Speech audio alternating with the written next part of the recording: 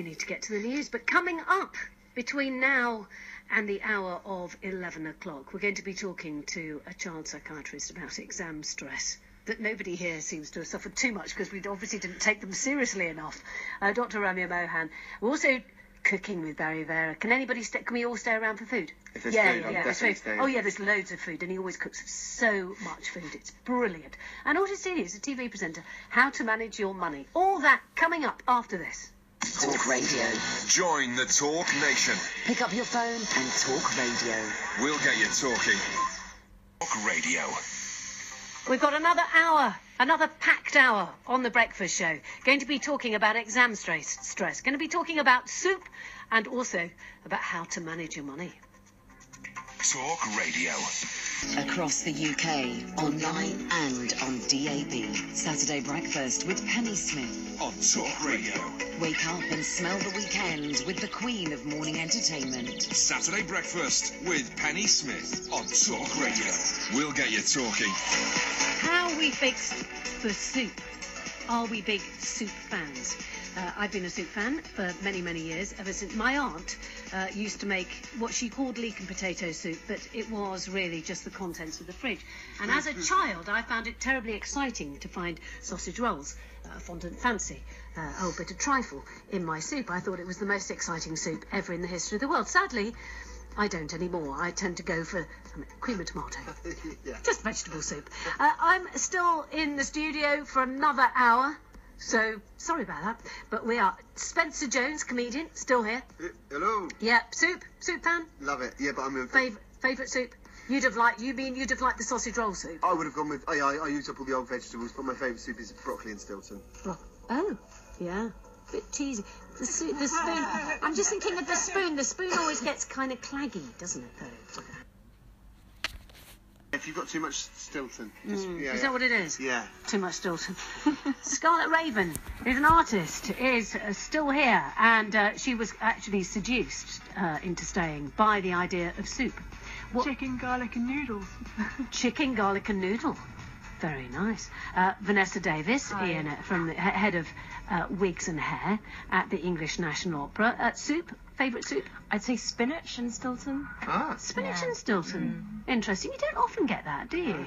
No. That's special. Is that Just one of yours? grate some Stilton in, crumble some Stilton in, yeah. Cheese on everything. Yeah, I'm with you on that. You see, I think just standing at the fridge and just finding things like, as you said, Stilton and grapes, lovely. Yeah. But almost anything goes with cheese, I find. Yeah. You know, you can pop it on a bit of lettuce, bit of cucumber. Stilton and avocado would probably be all right, wouldn't it? Yeah, Stilton sounds and nuts, Stilton and things. Yeah, exactly. January. Oh, sorry. But we are getting food because Barry Vera is going to be here in a minute with the soup. Valentina Dolmova is a performance coach. She's been talking about changing careers midlife. Soup, favourite soup? Traditional chicken soup. Yeah, I would go for that. When you say traditional, you mean... Traditional, like, you mentioned the garlic and stuff and noodles, like... Oh, with the noodle, chicken noodle soup? Maybe, yeah, but not the garlic bit. Oh, really? Yeah. Don't like the garlic? Well, It's the best part. Garlic soup is actually very surprisingly nice. It means maybe how your mum made it. Oh, traditional as in how yeah, mum makes the it's soup. like, yeah.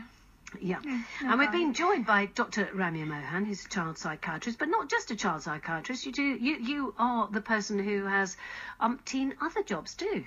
I do, yes, and I enjoy them all thoroughly. And you're also an artist. I do, yes, I paint, and I'm a musician as well. Yeah.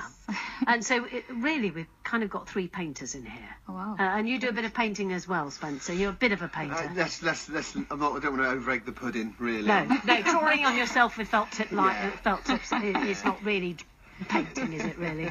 I suppose. Not really art. No. Yeah. Do you have a favourite soup, Ramya? Cream of tomato for me. Cream of Every tomato. time. See, I think cream of tomato, when it comes back to it, comes down to it, is the soup when I'm not feeling very well. Cream of tomato, because I suppose it goes back to childhood. Cream of tomato, or just thin vegetable soup. Yes. Just anything like that. Just immediately reminds me of growing up. And yeah, that's what it is. Now, you're a child psychiatrist, and obviously there's been a lot of discussion in the newspapers at the moment about the stresses and strains caused by exams on children. Tell us your thoughts on this. Do you really want to hear this after all the carpet tape and? I know.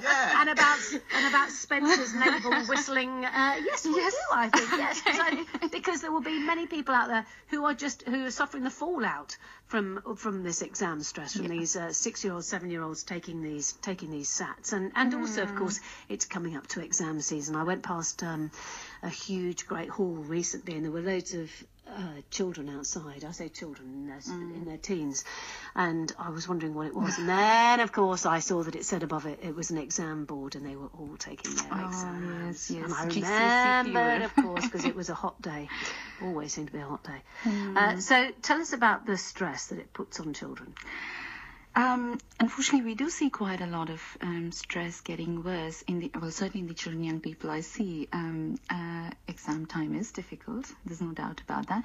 It can show up in various ways. It really does depend on the age of the child. Younger children, they might not quite know how to express themselves, so they might just be very irritable. Or, they might end up expressing things behaviorally. They might not be sleeping well. They might not be eating well. But if you look at adolescents, for example, they tend to perhaps withdraw, or they might not socialize quite so well. They might lose interest in things they enjoy doing. Unfortunately, sometimes if you have a skin condition like eczema, or you get chronic headaches, you're quite prone to that more and more during exam time. So it can show up in a variety of ways, really. It's just about being aware of what it is that triggers you. But how can parents help? Parents, I think the best thing they could do is understand their child and be aware of their child's strengths and weaknesses early. The earlier the better, really. And have a very close liaison with schools, with other services. Certainly some of the young people I see with mental health difficulties, we try and promote that. We try and promote effective liaison between schools and parents and any other agencies that are involved. And it's about when you know what your child's strengths and difficulties are, then it becomes easier to have more realistic expectations for your child. But you see, there it comes down to realistic expectations. And the problem is that parents want their children to do, they want them to do well. They want them to do well in their chosen field. The problem is, if the child is average, maybe some people even below average at certain things, and certainly when they're little, no idea. In general, I know I knew what I wanted to do. Scarlett, you said you always knew what you wanted to do. Spencer, you didn't care what you wanted to do. No, I didn't care about I didn't care about passing exams. I was never. My mum never pushed me in that way at all. Okay, Vanessa, did you want? You knew what I wanted to do. Yeah. Right. And what about you? No. Valentina, did you know what you wanted to do? Absolutely not. No. So the thing is, there are children who know what they want to do from quite an early age. Others who just, sometimes they don't find what they want to do until, like Spencer says, it was always 40. I was a choir boy, like I sang, and I was always in plays and stuff. I loved doing that. That's the only time I wasn't bored. But this is about the education side of it. They're two different things for me. There's what a person likes doing in their downtime, in their hobbies we were saying about, and then there's also what we're expected to do. And when we give our children to a group of adults to teach them on a curriculum, blah, blah, blah, blah. Make a fish climb a tree, I suppose, and that's something the parents need to recognise early. But they don't. Quite often they don't, though, do they? And aren't they part of the problem? That can become part of the problem, and but sometimes it might be a question of the child themselves actually recognizing as they get older about, they become more and more aware of what it is they want to do. So it's about being supportive of that process and looking at learning as being fun, learning as being something that's a creative process. All I can say is these friends of mine who try, when I go and stay, all I get, and it seems to be, is there's a row all the time about homework. Have you done your homework? And it hangs over the whole weekend like some horrible green, ugly, warty monster. It just sits like a great big weighty thing. Every time there's a conversation, they go off to play. Have you done your homework? Come back. Have you done your homework? To be honest, one thing, like from my perspective, because performance coaching is basically practical psychology a little bit, so parents can actually, one thing you can do is, and you mentioned it before, you're not good at, a child might be average, but that's just a label that you put on something. They might not be good at certain things, they might be very good at others, and that's with everyone. what a parent can do is actually learn to ask the right questions, as opposed to, have you done your homework? And by right questions, I mean, how can you play and also do your homework? How can you do it an open space for the kids in order to actually do So everything? have you got time to play and do your homework at the How same can time? you? How can you? Solution mode oriented stuff. Ramya? Yeah, well, it's certainly about making the learning environment fun and more creative, and that involves, when I say creative, I think you look at learning as part of the creativity as well. So create a nice home corner for your child, which is inviting, welcoming. Have a few, sheets to do some artwork. Put some music on in between. It's so important to take breaks in between as well.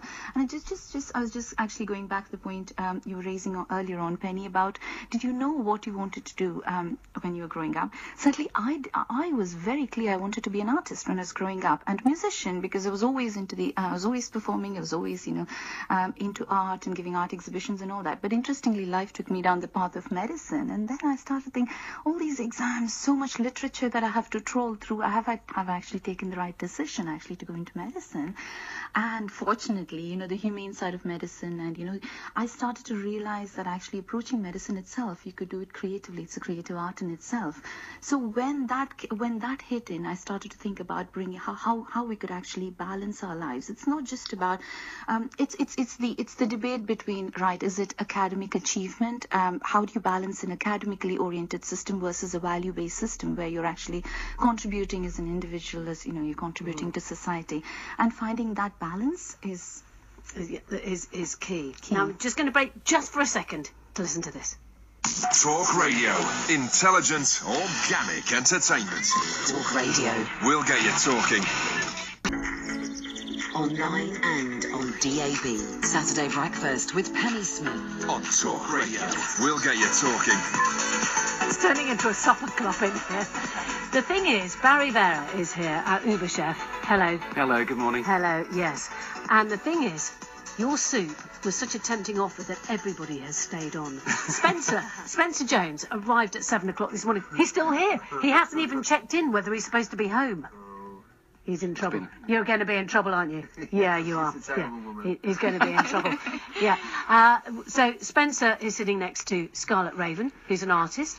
Came in, created a new work to coincide with the 70th anniversary of Mind and National Mental Health Awareness Week. Hello. You're all sharing microphones now. We're all going to be sharing soup. I'm just above the soup and it's from there. I'm just going to stay here and smell. It does smell lovely, doesn't it? Vanessa Davis is here from the English National Opera, head of wigs and makeup. We also have Valentina Dolmova, who's a performance coach, still here, tempted by the soup, although you're a big fan of a traditional chicken soup like your mum makes. Yeah, that's right. Yeah. And we have but I'll eat anything, basically. And Dr. Ramya Mohan, who's a child psychiatrist, and you also are doing things about for National Mental Health Awareness Week. Yes, quite a few things, actually, very exciting. I have a solo art exhibition from the 16th to the 20th at the Indian High Commission at the Nehru Center, and it's about the expressed and the hidden in the human mind, because I'm a psychiatrist, of course, but I'm also an artist, so I try to look at life through the lens of a psychiatrist, as a mother, as an artist. So it's basically a reflection of that, really. So it'd be wonderful to see everyone there, and we're also doing a community art project at the same time, which is about people who actually come in to see the artwork. They put in their thoughts, unleash their inner artist almost, and it's all collated into a nice collage that will be on display. So it'd be lovely. And Scarlett was talking earlier on about how art actually makes you feel better about your obsessive compulsive disorder, and your panic attacks, and you find that art is the way through those, don't you? You said that before. But I suppose there are times, Ramya, when a mental health issue needs drugs. Absolutely. And it's about recognizing when that is required, because timely intervention is key in mental health difficulties. So I would certainly say, yes, try everything. The creative arts are wonderful, sport is wonderful, and when you need to seek help, just know when to seek help and seek it in a timely way. And if you're talking about a child, for example, and a parent, obviously parents are looking at other people, and we've talked earlier on, and Valentina, you were saying about average and about what's what's average for, there is no such thing as average. There is no such thing as all the lists that we put on things. The point is that you will always compare and contrast your child with other people and with other people's children. So how do you know that now is the time that your child should go and see a psychiatrist like you? I'd say any difficulties that tend to persist after about 2 weeks would be a cause for concern. Even if it's something as simple as sleep difficulties or not eating properly, just go and see your GP, and if your GP feels that it actually requires a specialist referral to a mental health professional, they will do so. But certainly I would say do not ignore any changes that you see in a child that tends to stay on for a lot longer than a couple of weeks. And is this something that could be actually properly sorted, as in that you could take some kind of medication that will stop it once and for all, whatever it is that there's an issue with? I think anything to do with children and young people has to be a multi-pronged approach. It's not just medication. So it's about making sure that there are all the different agencies in place around the child are actually linked in. Yeah. Right. So we can. I just noticed somebody's stomach rumbling. Who was that? That was me. It was you. Sorry. Right, that's Valentina. I know that mine was earlier on, but I managed to turn mine away from the microphone. Barry, go on then. What are these soups? Well, you asked for a soup, so I brought you 3. Yeah, because you're always over the top. we love a soup. Okay, so we're having warmer weather, so I brought a cold soup. So it's a tomato, like vine tomatoes, roasted vine tomatoes with basil and balsamic. So a kind of gazpacho, but not really, without the garlic. I was and going the to do onions. gazpacho bread, yeah. No, I tell you what, Valentina's happy because she doesn't like garlic. I do, but not in a soup. Not in a soup. Yeah. So that's that one. One in the middle. So sweet potato with coconut and a little bit of ginger. Nice. And then the one on the far side, it's a spicy Mexican chicken soup. Right. So we've got the chicken there for a couple of you. Yes. And Spencer, who's sitting there looking very smiley. And that's the one closest to Spencer. It is the one that's closest. Soups. A lot of people will be thinking the good thing about soup is you can look in the fridge and go, what's slightly on the turn? Can I throw it in a soup? Is that the right thing to be doing? It can be. I mean, you can pretty much turn most things into some form of soup nowadays. And I think, the one point we always, when we do it's the base is a good stock. So, like chicken stock, vegetable stock, or whatever it is, that's the key to a good soup. You can just chuck, let's say sweet potato in, but then you add water and everything else, and all the flavour just disappears. So, whenever we make soups within the hotel or one of our restaurants, it's all based on how great the stocks are, and that's really, really important for us. And does the stock, can the jolly good stock come in sprinkle form? i.e., can you open a little pot and go, here I am, my favourite stock that just dissolved? Can we use those? Right? You can. Look, stocks are far better now than they were 10, 20 years ago. I mean, if you see Marco Pierre White on advertising stock cubes, that's always a good sign. Why don't we make them? You've got a roast chicken at home and you've cut it all up, you've taken everything on, make a chicken stock. But what about having to make a vegetable? Whereas if you just throw a whole load of things in and you just sprinkle a couple of teaspoons on the top, sorted, done and dusted, no bother, no mess. Well, without naming any brands, I mean, the great stock's in there. I was in one leading supermarket about 6 months ago, and we brought some of their stocks back to the kitchens at the hotel, and we tested them out. They were pretty damn good, actually. There you go. So it's fine. Right, I tell you what, choose a soup. Spencer. No. Soup. No. First. Oh, how lovely. Look, ladies are dominating the studio, aren't they, today? That is. It's why the chat has been so intelligent. So Ramya, what was choose a soup? Which one are you going to go for? The tomato. The tomato. The tomato. Okay. Thank you if we very can much. pass that along. Valentina, pass the soup one. It's that one there on the end. Yep. They're beautiful colours. So gorgeous. Memories of soups. Come on, guys. Yeah. What's your favourite memories of a soup? Thank you very much for this. Yeah. You're welcome. Exactly. You're welcome. Hold on. I'm going to come here more often. So Ramya, you've chosen the tomato soup. Valentina, which one are you going to go for? I'll go with the one in the middle with the coconut. Sweet potato and coconut. The sweet potato and coconut. All right, and then we've got Vanessa. Which one are you going to go for? I'll go for the sweet potato. You're going to share the sweet potato. Scarlett. I'm going to go for this one. This one being the chicken. The nearest to me. The nearest. So there we are. You're sharing that, Spencer. You happy with that chicken one? I'm happy with any of those. They look lovely. Luxury Right. soup. All right. Okay. So, Ramya, have you had a little taste? Not yet. Not yet. You're all eating the bread. What's going on? It's the bread first. Do you know what? I think that's why I love soup so much, because I think, and having been on many diets in my life, I think that any diet that doesn't include bread is not a diet for me, because I love bread and it's great for soup. It's perfect Oh my for God, soup. this is amazing. That's It's good. really good. Really nice. So I'm on the chicken one. I've got a bit of a kick to it as well. Yes. And the chicken's nice, really small pieces. Yeah, it's just shredded down. Shredded it. You Yeah, shredded it. yeah. So roasted first and then shredded, or? Yeah, we just chicken breast, we just pan fry it, finish it through the oven, let it go cold, and then Right. just shred it all up. Pan fry it, finish it. Yeah. And what else have you put in there? And how did you start? Do you start with onions? Well, in some of them, obviously, there's no onions in the sweet potato. It's funny, actually, you say that, because a lot of people think, put onions and garlic into the base of everything. One soup that I didn't make today, we used to do in one of the restaurants I worked, was a pumpkin soup. I like pumpkin soup. And you just take the diced pumpkin and you put it in a pan with lots of butter, okay, and let it cook really slowly, just until the pumpkin starts to soften. And then you just cover it with some chicken stock, but only just to cover the pumpkin, and then throw a load of grated parmesan in there and blend it, and that's it. So there's no garlic, there's no onions, there's no all the other little bits and pieces. Yes, Stock? No stock in that one? Chicken stock. Yeah. Spencer, pay attention. Sorry, no, He I said am. about- No, I definitely am. Yeah. No, you weren't. You were actually stuffing yourself and you were not listening properly. Your ears, you've done that thing. Sometimes my sister gave me a really good tip about how to talk to blokes so that they listen. You pull their ears out and make sure that they're looking at you and looking at you. And you pull their ears out so that they can hear properly. It works like a dream, no matter how old they are.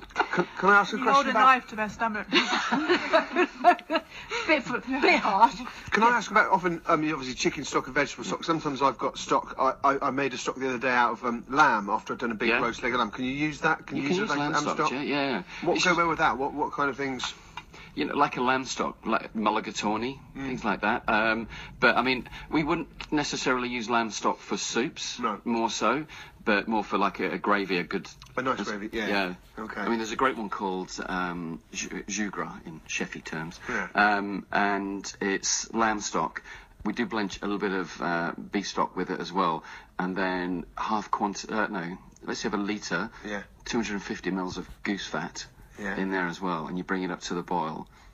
And it is, look at Penny's face. No. But it is beautiful. It's so rich, but stunning. Yeah. Stunning sauce. That sounds like a curdling stomach kind of thing. No. Wait till you taste it one day. Yeah. You're going to taste it one day and say, I really like that, and I'm going to bring it back to this. No, I think all right, I'll challenge you to it, but I don't think it's going to work. We're going to talk more after this. Introducing Miss Comedic Sunday Breakfast Emporium. Tomorrow morning from 8 on Talk Radio.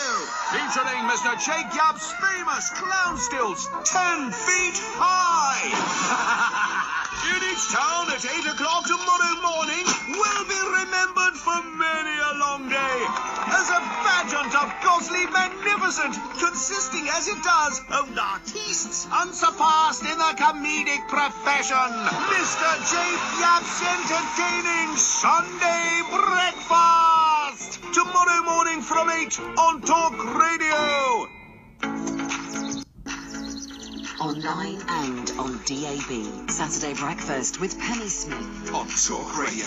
We'll get you talking. 3 very different soups, and we've all dibbled in there now, and how delicious. Every single one, very, very different. The chilled tomato, I don't think I've ever tasted anything as deliciously. It's so it isn't even remotely like a gazpacho, but it's because you roasted the tomatoes. Roasted fine tomato, with the basil and then balsamic. We do it like a balsamic syrup, so it's that sweetness to it to help with the tomatoes. So you roasted the tomatoes in the oven, and then roast them in the oven, and then in a pan with some shallots, basil stalks that we just tie up because we pull those out afterwards, and then we add vegetable stock. We make a fancy chefy veg stock called a nage stock, which it's actually got things like pink peppercorns and star anise and various other bits and pieces in there as well. and then we just blend it with fresh basil leaves at the end, and then season it with a salt and balsamic for seasoning. Delicious summer soup. I would say that the next one probably, I know that we're going to be down to 0 degrees, I think, in the north tomorrow. It's ridiculous. I know. After last week. It's May. After last week, we're getting a bit mad. But that, I would say, was the sort of soup to eat on a cold day. Yeah. That's the sweet potato. Yeah. And coconut, very creamy and very thick. And how do you do that? So do you roast the yams? So sweet potatoes, we cook those with we do cook those down with onions, the sweet potato and coconut milk. Sweat it all down together. And then just fill it up with veg stock and then liquidize it. And fresh ginger as well. And fresh ginger. Yeah, fresh ginger. There's just a little bit of ginger. Yeah. And then the chicken one, you said you roast the chicken and then you shred that at the end. But we use chicken stock, so we just add the chicken in right at the end. And that's tomato. It's a tomato based, yes. But the thing is, like all of you, so they're all made yesterday. A good, it's like soup, it's like curries and anything that's got to be braised. It's better if it's at least 24 hours old before you eat it, because all the flavour comes out. You see, next day curry is much better than the curry on the day before. Ramya, don't you agree? Absolutely. Considering I eat curry about 80% of the time. And it's interesting, because when I went to India, the curries there were nothing like the curries that I had grown up with. They were. Sorry, Barry is nodding away. I'm nodding away. Yeah, I did 7 weeks across India from the south to the north, and it was amazing, the transition of the food from Kerala region all the way up to Delhi. But how I interviewed people about the food of India and what we taste in the UK, and it became westernised for us. You know, when we were. Well, we seem to cover everything in salt. Yeah, absolutely. But you see, then when I think about it, gravy and custard were staple diets when I was growing up. There was nothing that didn't taste better with a bit of gravy or a bit of custard on it. True. Well, London's got some fantastic, authentic Indian restaurants, but you just have to go searching for them. You do, and absolutely. You need to know where they are. Yeah. Now, just before we move on to a bit more soup, and then also a bit later on I'm going to be talking to Walter Steele, who's talking about how to manage your money and that sort of thing. Spencer and I have already agreed that what we do with our money is we look at it very briefly, we just glance at it and then just move away. We never engage it eye to eye. Maybe a little noise. I try and coax it sometimes. Come on, you can do better than that. I do that periodically. But I know that you wanted to talk about. We just want to talk a bit more about exam stress. Yes, I think I feel really passionate about it. I think a lot of people do. The idea that I think a child and an adult, and I think all of us, all the conversations we've had, whether you're an adult or a child, have all led to this, and that we're lucky enough to do what we love. It's all the point of life, or to be successful in life, and as a community, as a society, so the outcome we want is to be happy within ourselves. And to think that if you get low grades or you're playing up and you're coming across mentally unwell, is a disappointment. It's not. The disappointment should be that we're not helping people be themselves and learn about themselves, because the capabilities and the passion. And Scarlett, do you know what? I know a lot of people will say the same thing, that we can't churn out a whole load of academic people because the creativity in this country, it brings in so much money. You think about opera, for example, and about theatre. That for every, I think they've done a survey where for every pound you get £4 back, because people come in, they go and eat at maybe one of Barry's restaurant, many umpteen restaurants. They go and do so much more and create. The creativity in this country is amazing. We don't want a whole load of little maths buffets. If you're thinking from a scientific, like if you're thinking from an objective point of view, you're going to be in trouble. They're going to come out not knowing what they're needing to change careers, having nervous breakdowns. I had 3 in my adult life. Had someone recognised it when I was younger, or helped me, encouraged me more, which I was lucky they did, which is why I do it. But a lot of people don't have that support. Which is why you're a successful artist. Yes, it's a very valid point, actually, because where now degrees are seen as the passports to financial success, are we losing sight of other things like the other growth potential we have? And this has been a topic I've been very interested in. I'm glad you brought it up, because about 2 years ago, I think earlier on I was talking about my frustrations when I went into medicine, and then I actually realized, I started to think, why should science be different to creativity, and why should science be different to the creative art and then arts? arts. And then I thought, well, actually everything could come under a broad subject called creativity.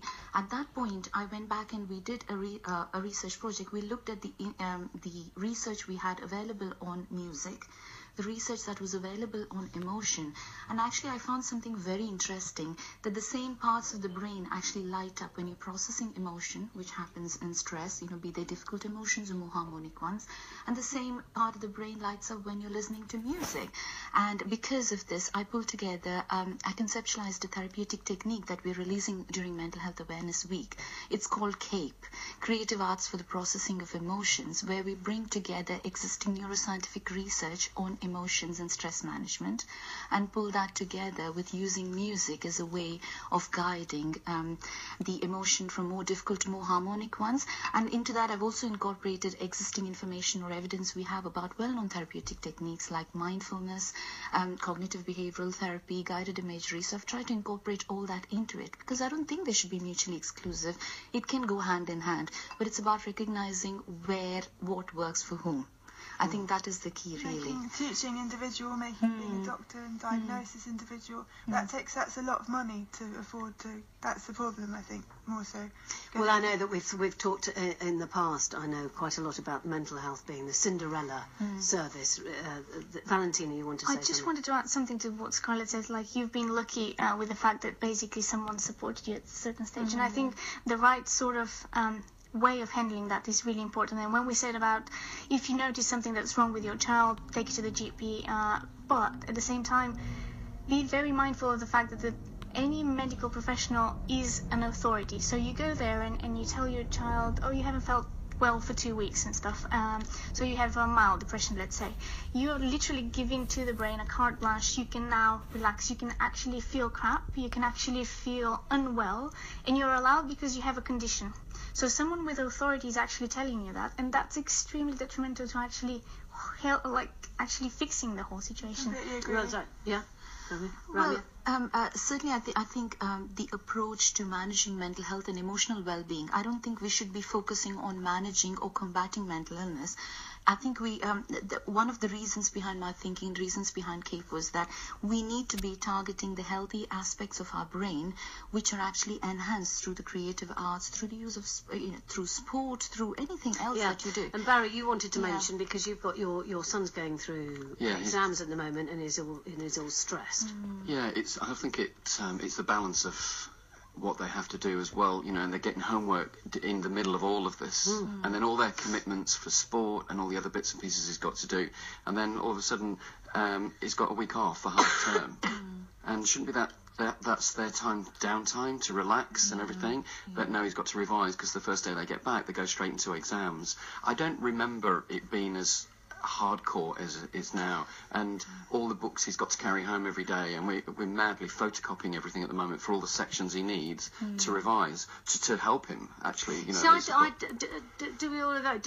I don't have any children, but I do know children who've been going through exams, and I swear I never had that much homework. It was like one homework thing per week. Yes, we are in an increasingly competitive world. There's no doubt about that, and yes, I think it's also a question of adaptability.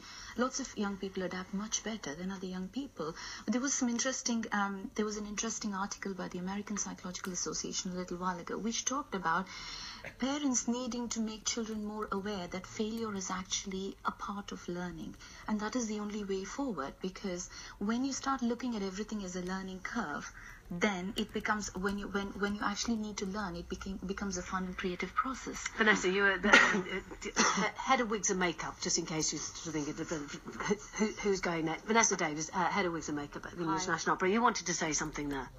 You were nodding about fear. About really, it's about you have to be able to fail and get strength from it, which sounds really difficult at the time. And I remember being told that and thinking, what a load of old rubbish, as I failed yet again to beat my brother at Scrabble. Yeah, it's interesting because my sister is very dyslexic and she struggled academically quite a lot. And so we were both, growing up, we were both very different because I knew exactly what I wanted to do, and I was passing the grades. I was getting good grades, but also doing a lot of art. And she had a lot of extra help. And she didn't end up doing her GCSEs. but she ended up going into cake making, so very creative, and now she's had another career change and gone into care work. And she's excellent at that, so her success has sort of come much later on in life because it's been quite a long journey for her. But it's I think just having the support is really important, and finding out what someone's good at and where they excel is and Valentina, it's just exactly the sort of thing you've been talking about with people changing jobs and people changing careers. Absolutely, and the thing that you mentioned, Penny, is actually around the fear. Like in theory, we know that failure is not really a failure, it's just an experience. We all know that, like, we've heard it 1,000 times, but how do you actually apply it in practice? In practice, ask the right questions. I cannot stress enough, like, parents can ask the right questions, right? How do I make something work? How do I find my passion? How do I combine what I love doing at home and what I need to be doing? You see, the thing is, it's all very well and good, but I just remember looking at maths questions and just going, I don't even understand the question, let alone know how to make the answer. Barry, you want to say something? Yeah, I was in a business that failed, and I carried it with other business partners, and most of it was out of my hands, and I never spoke to people about it. I kind of kept it all in, and it bothered me for a number of years. And eventually, as I opened up and started talking to people, it was like, there's thousands of other people that have had a business that didn't work out. And what I know now in business, if I'd have known it then, obviously it would have been a very different scenario. But one thing I learned is it's about talking to people and asking the questions when you don't know something. And that's what I say with my son. You always ask. Absolutely. Exams, I think, should be seen as a celebration of a year-long learning process, and that's the way. Well, I know. I got out my practically, it's very difficult. I got out my gonk and my pencil case and my A's, and then just felt depressed as I looked at the first question and thought, I don't know the answer. What's going on? On the positive side, I think it's not all doom and gloom about exams. I mean, obviously there are pros and cons to everything, but I think it gives children quite a lot of valuable life skills. It teaches them organization, it teaches them time management, it teaches them stress management, and these are things that actually they are learning with the exams in a more controlled environment before it prepares them for life out there. So. And we're going to take an early break there so that we can talk about how to manage your money when you've made it and you're a huge success, either, I don't know, cake making like your sister Vanessa, or doing with your makeup, or being a comedian like Spencer here, or doing art like Scarlett, or becoming a performance coach like Valentina. Or, of course, becoming a child psychiatrist like Dr. Ramya, or becoming a chef like Barry. But we're talking about all of that. Talking about money. Presenter like you. Yeah. We're going to be talking to a TV presenter, Otis Dealey, about how to manage your money. Across the UK, online and on DAB. Talk Radio. For those about to talk, we salute you. Online and on DAB. Saturday Breakfast with Penny Smith. On Talk Radio. We'll get you talking. It's been a packed programme, and everybody's still here. They were tempted by Barry Vera's offer of soup. It's been going down well, Barry. Yeah, it's going down well, actually. It's great to hear the feedback of everybody's favourites. No, we haven't done that yet. All we've been going is, delicious. Right, Dr. Ramya Mohan, who is a child psychiatrist. Favourite soup today? The sweet potato. The sweet potato, Sweet potato and coconut. Sweet potato and coconut. Valentina Dolmova, performance coach. Favourite soup? Definitely the chicken one. The chicken, spicy Mexican, which is again quite a red one with shredded chicken. We've got Vanessa Davis, head of wigs and makeup at the English National Opera. Favourite soup today? The sweet potato is delicious. The sweet potato, really good. It's very creamy, quite thick.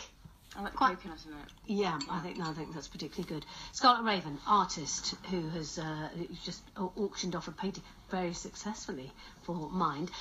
Favourite soup? All three. All three? They're amazing. Do you know they are, aren't they? Yeah, I can't choose.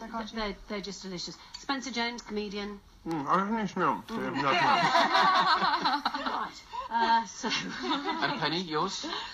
The tomato one. The tomato, because I just think tomatoes and onions are life's joys, along with carrots. They're all just. I think they're. You're a big carrot fan, aren't you? I just think they're such a joyful little animal. Look at them, they're all orange and dainty.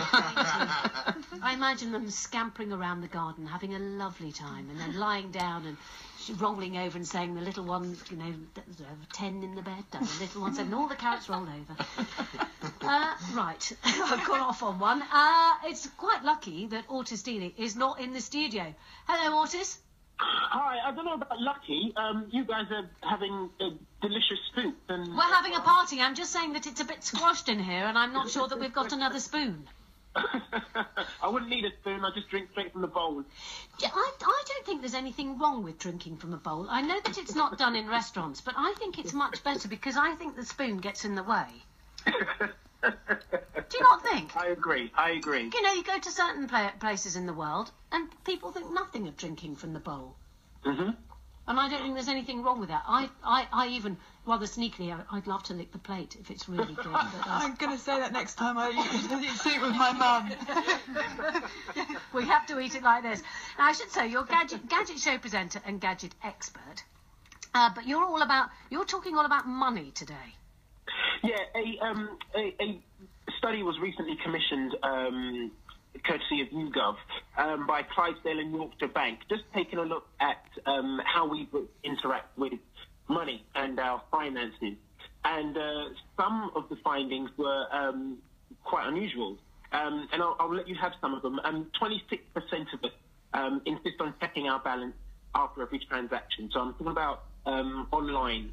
Online banking, yep, which not everybody does. I've done it, and now I just it's so I find it too complicated. Too many passwords, and I've forgotten most of them. Ugh, just so you're still ones that are walking in. And I still go in. I still go and talk to humans. Yeah. Okay. Right. Okay. So 26% check immediately after they've done a transaction. Yeah. Immediately afterwards.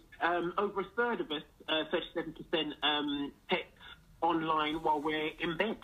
And 1 in 5 of us text while we're on the phone. Yeah, I have heard that this is what people do.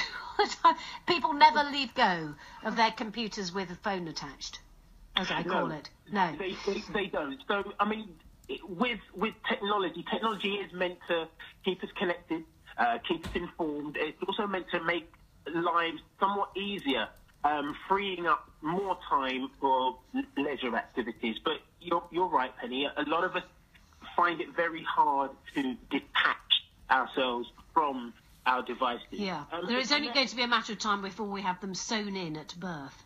There are some individuals who actually have chips subdermally implanted, and these chips are capable of doing I had chips last night. with a bit of mustard. So tell us about the new way that we can manage our money. So again, this is an account called B, which has been launched by Clydesdale and Yorkshire Bank, and it's exclusively app-based. What this means is you can only interact with this particular bank via your app. On your phone. I say only, you can best interact via app or phone. You can still get support online, on the telephone, or in person if you I tell you what, and Otis, I'm so sorry, but we are going to have to end this because it's just, unfortunately, the line is so terrible. I cannot believe. I spoke to a man from Ethiopia and the line was a darn sight clearer. Otis Dealey, thank you so much, though, for joining us this morning. Before you go, what's your favourite soup? Sweet potato. Oh, really? You'd love this one. Oh, it's so nice. Otis, thank you so much, and I'm so sorry, but really, it's just that I don't know what's going on with that phone line. Really was. Apologies. No, that's all right. So it's probably not your fault. Not your fault.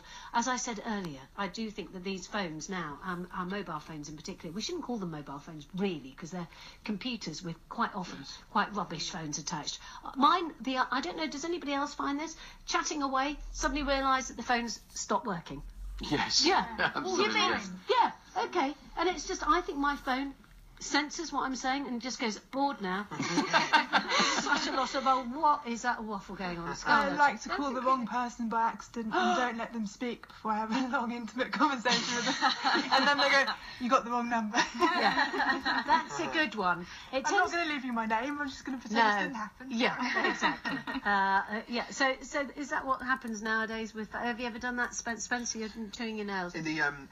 I hired a rotavator the other day to sort out my back garden. It sounds grand, but it's tiny and it's very, very clay soil. And I called my mate 15 times with the rotavator in my pocket. No. Yeah, he got the right time. Dear. But apparently he heard me shouting at my kids saying, "Get away from the rotavator." Really? Yeah. And he listened to these long messages, listen, save them, and just to sort of like sneak it and look into my life. I quite like my mum. My mum phoned me a few times the other day, and I could hear the birds, and I could hear there was some kind of loose change or something. Maybe it was her keys in the pocket. It was quite fun. Vanessa, ever called anybody interesting on your phone by mistake? No. Does your phone ever censor your calls like it does with me? No, I love my phone. I must say, I'm addicted to my iPhone, but also other phones aren't available. I love WhatsApp. we have group WhatsApps actually from the teams, all different shows, and chats and voice memos and pictures, and for my industry, having a smartphone, pictures, reference pictures, the internet is so useful. Like that is true. We're so dependent on our phones for visual designs and whatnot. So it's great. I love my phone. Ramya's looking. Oh, yes. I know. I'm so sorry. I'm looking at it from the perspective of a mental health professional. You won't believe the surge in sleep problems we've had since smartphones have arrived on the market. My adolescents, my goodness, they have a biological clock that's anyway. Not great, and there they are, ruined by. I know. Oh gosh, they're just on the bright screens, and it really does. But actually, on the positive side, I asked them to use their smartphones actually to. There's so many really smart apps. So you have mindfulness apps, and you've got apps to help you relax. You can use technology to your benefit, but. It's knowing when to stop, I think. Barry. Look, Never alone with your phone. No, I mean, I always so many emails, and we've got properties scattered globally. So I have chefs, when they change menus, because I can't be there for all of the tastings, they send me pictures of finished dishes so I can say, yeah, I like it, no, change it. So it allows that to happen and things to happen a lot quicker, but I hate my phone, I will say that. Just very briefly, we're going to go to Martin Roberts, because he's on next, and he's got Home Rule, and he's live from his house. Well, not just my house. I'm in my tree house. I am pushing the boundaries of broadcasting possibilities by actually broadcasting from a tree basically halfway up a tree in a garden in Somerset. What kind of a tree? It's actually, you got me there, it's a laurel tree. Oh, how beautiful. Because it provides year-round cover, darling. And it's got some very good boughs, the way they sort of bend over. So I managed to construct this treehouse actually quite successfully in the boughs of this thing. And what's the weather like?